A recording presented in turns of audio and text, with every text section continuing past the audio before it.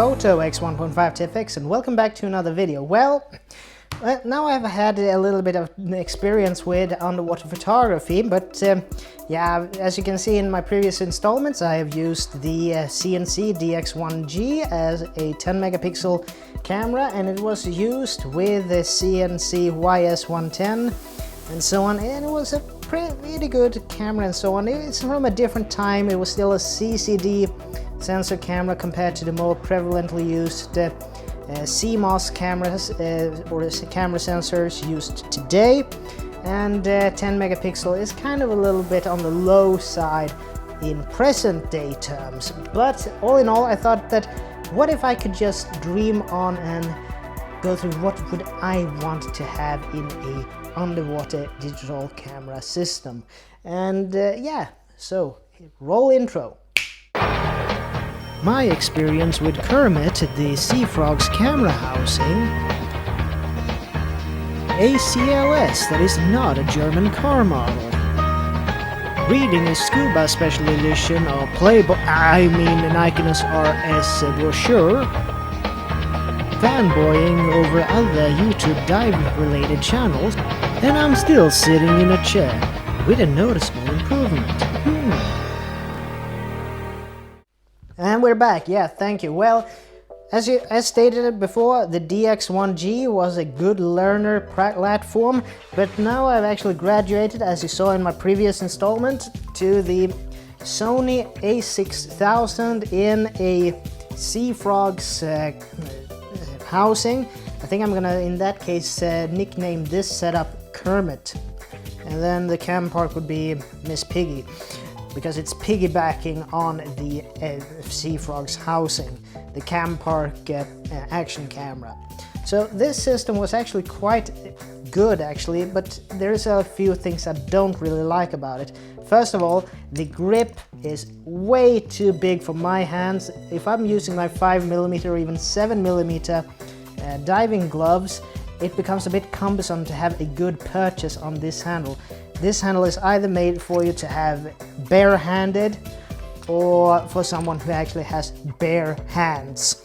So I have small hands, and this is a little bit big for my purchase, so it becomes hard for me to reach the yellow trigger button up here on top. But still, it is a good system that actually works. Another gripe for me is the aperture control dial here on the back. It's a little bit hard to manipulate underwater with gloves, but I guess that's just practice, hard practice.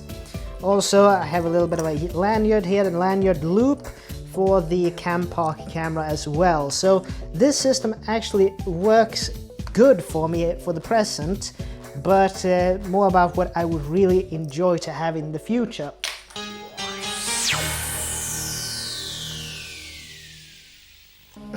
This is a camera that I'm gonna try to use in a future project.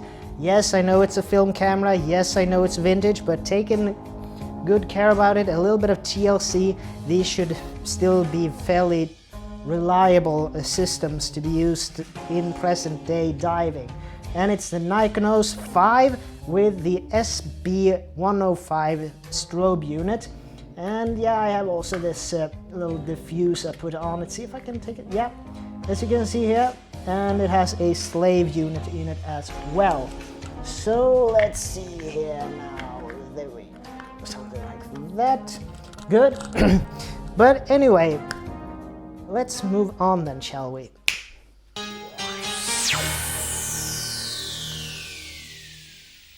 Well, as I started to look in a few older pamphlets and so on about the successor to the Nikonos 5, the Nikonos RS. There is a little bit of trivia about that camera. It was basically an SLR camera, since it still used film, and it was autofocus, it had TTL flash capabilities and so on, and there was even a website I saw that Nikon went together with Kodak and I believe the US Navy SEALs in order to make a DSLR version of the Nikonos RS. So that was a bit of a surprise to see that they actually made a digital version of the RS for military units. That's kind of cool and interesting. But anyway, if I would take a film equivalent to the RS, you would basically get the Nikon F4.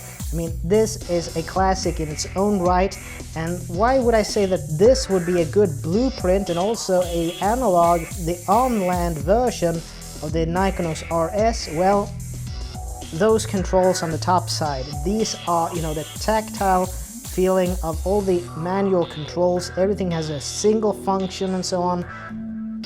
That's a little bit what I would like to have underwater. So the Nikonos F4, the Nikon F4 would be a good baseline for a modern day digital camera, at least for stills photography. I know that video is very prevalent. You can do as I did with a action camera on the accessory shoe, but I started to look around a little bit, and I remembered I had this DVD lying around. It's a little bit of a Nikon-sponsored workshop by Natural Geographic photographer Joe McNelly, a huge inspiration for me at least. And this actually was a video that displayed the creative lighting system by Nikon, which is a way of controlling up to 3 different groups of speed lights with complete TTL and with optical slave capabilities. Hang on a minute, optical slave capabilities for full i-TTL on modern DSLRs? I mean, this had TTL back in the late 80s and early 90s, but that was cable operated, so a failure point. And the CNC and the SeaFrogs version with the A6000, that is manual flash only because of the optical cable.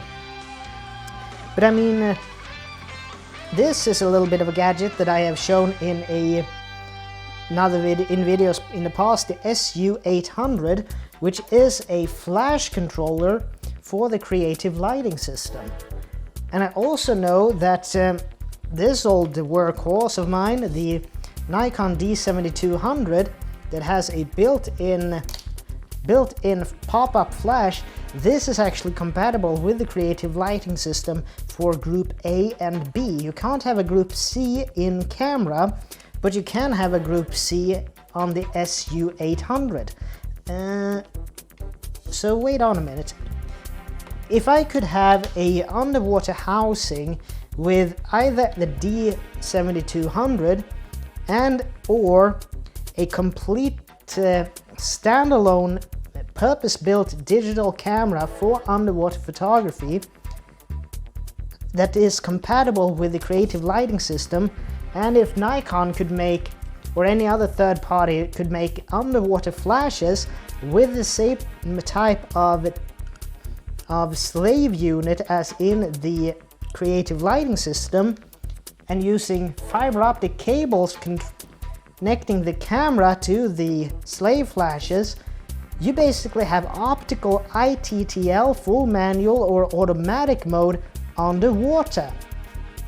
And with optical transferal of flash information between the master camera and the slave flashes, you basically have a complete TTL system for underwater use. And everything is currently existing technology, or even past existing technology, because Nikon has started to make radio operated flashes instead of light operated flashes. But if you can use this on land, or if you can make a kind of underwater version of this, why not? So what I would like to have then is a dedicated underwater housing for the the D7200, which I know exists. There are some China models, if not to be putting anything down as such, but there are some no-name brand models from China predominantly, on eBay among other places that is made for the Nikon D7200, and they are fairly affordable as well. And if I can use then the pop-up flash, and maybe either if there is a third-party manufacturer, or if I would go and get some Lexan and make some kind of DIY project, I could at least use a Group A and a Group B speedlight system with full i-TTL underwater. And these ones, the Nikon SB800s, are one of the strongest underwater, one of the strongest speedlights that Nikon has ever made. And they're fairly compact as well, so a little bit of a housing for those flashes, and controlled via the creative lighting system. That, and maybe if they're gonna make something that is like this, I mean, if you just look at it, that is what a underwater camera was in the late 80s, early 90s. Extremely compact, extremely portable, and you compare this to a present day counterpart. This is extremely cumbersome without the flash, even more so with the flash than that system. So I think that's something for the present day engineers of underwater camera gear. Take a look at the past and see how tiny that system was compared to today. And just to look at some other, underwater photographers on YouTube, their systems are huge. Here's a couple of examples.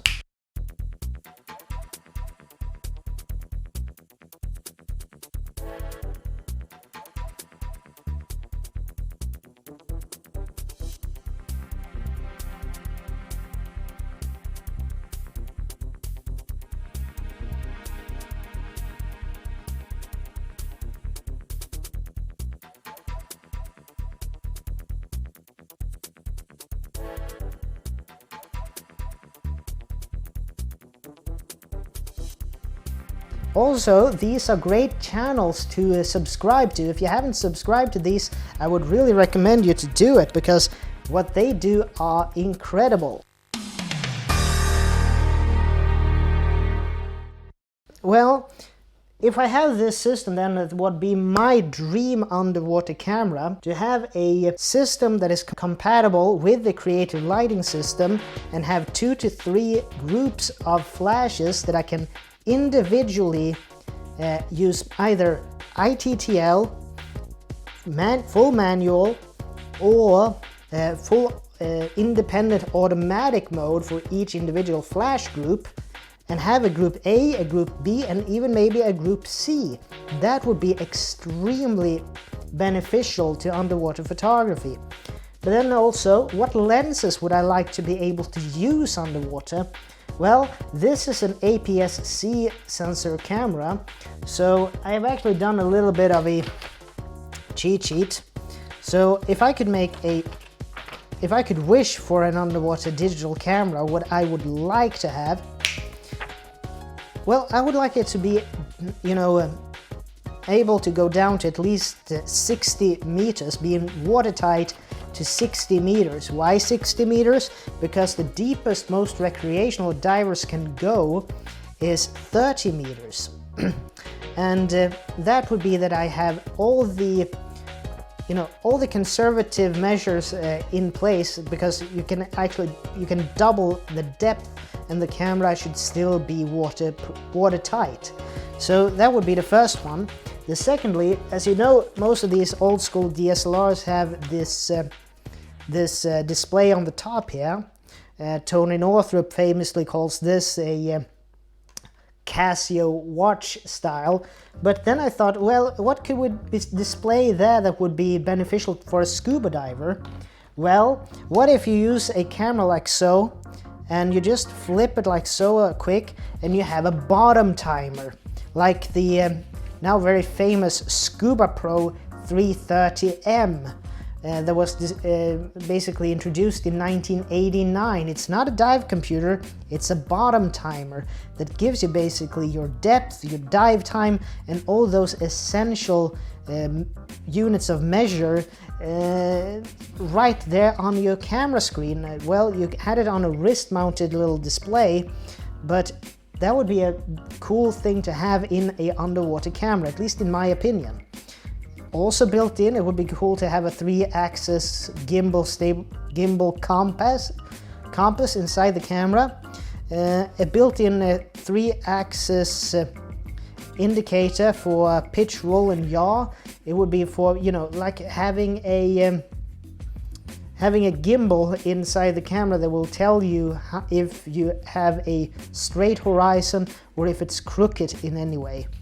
Also a built-in in-camera IBIS, and if it would be the Nikon and if it would be a camera in a camera housing and so on, of course the Nikon screw drive autofocus to have all these brilliant vintage lenses to be able to be compatible with the camera. That would be awesome.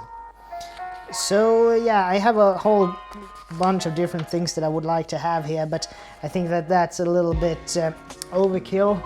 You get the gist. The most important thing would be to have that creative lighting system compatibility. But I started to go through my lens cabinet, and these are the lenses that I would like to be able to use with an underwater camera system, going from the widest to most telephoto. So the first one, the Samyang 8mm fisheye CS2. This is a 3.5 lens with a very bulbous front element. And why would I want to use this one? Well, it's an 8mm, and I think this is for APS-C cameras. And the reason is basically it has a minimum focus distance of 30 centimeters. And for anybody who has used wide angle for underwater photography, you know that wide angle is not just to get a scenic shot when it is, you know, taking an underwater landscape.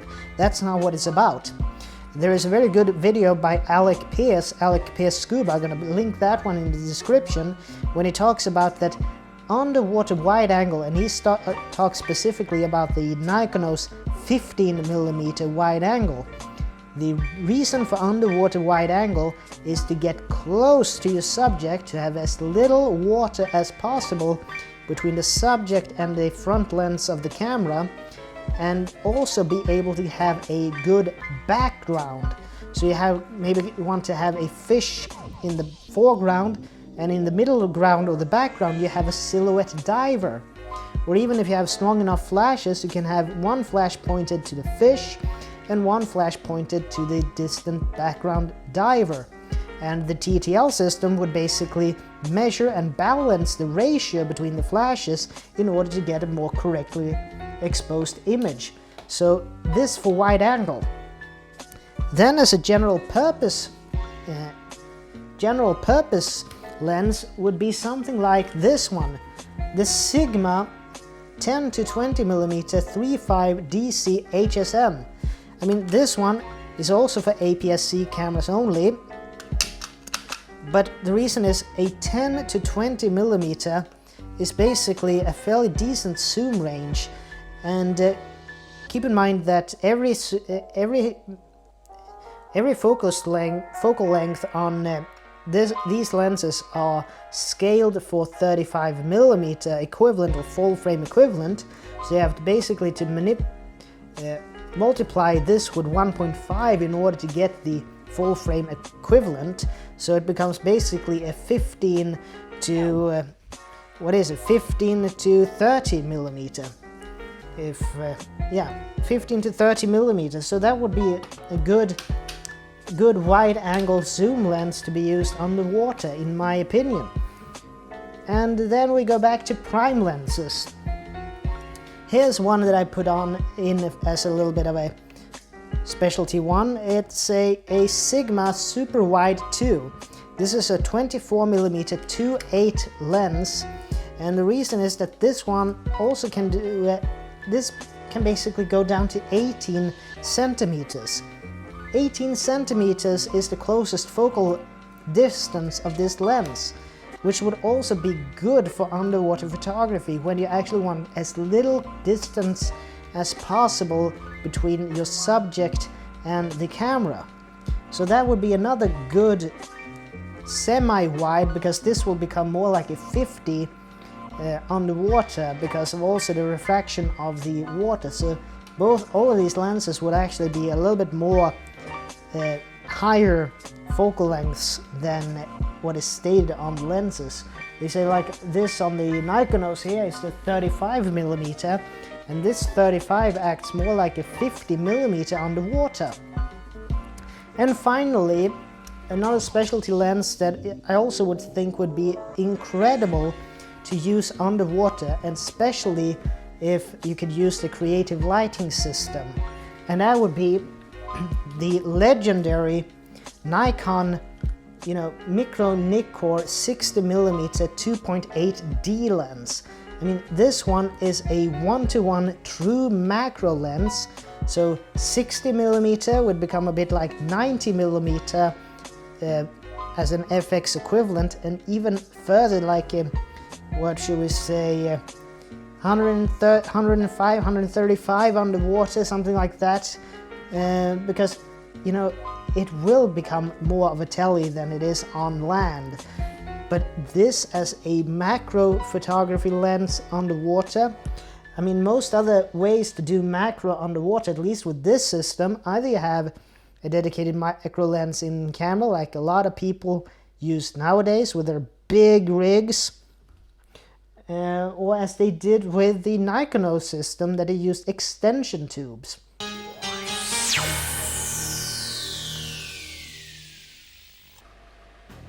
Well then, just as a little final note then, sometimes you're just up for a change, as you can see.